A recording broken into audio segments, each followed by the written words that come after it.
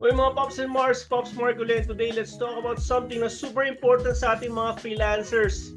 Yung social media profile natin. Kasi aminin natin, kapag nag-reach out tayo sa potential clients, isa sa mga unang gagawin nila ay i-check yung social media natin. Kaya dapat presentable tayo, di ba? Pero paano nga ba natin gagawing attractive ang social media profile natin sa mga clients? Simple lang.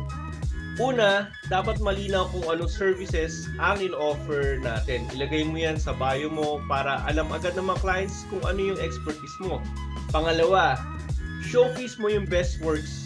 Post mo yung mga projects na proud ka, yung mga nakatanggap ng magandang feedback. Or kung wala pa, well, post ka ng ginawa mo na goods. Okay, kung wala ka pang client. Pangatlo, maging professional. Iwasan yung mga post na hindi nakakatulong o yung mga maaaring ma-turn off yung mga clients mo. At syempre, huwag kalimutan mag-engage sa mga followers mo. Mag-reply sa mga comments, mag-like ng mga posts. Kasi sa totoo lang, mga Pops and Mars, yung social media profile natin, parang extension na rin yun ng resume natin. Kaya dapat maayos at professional ang dating. So, ayusin yung mga social media profiles nyo.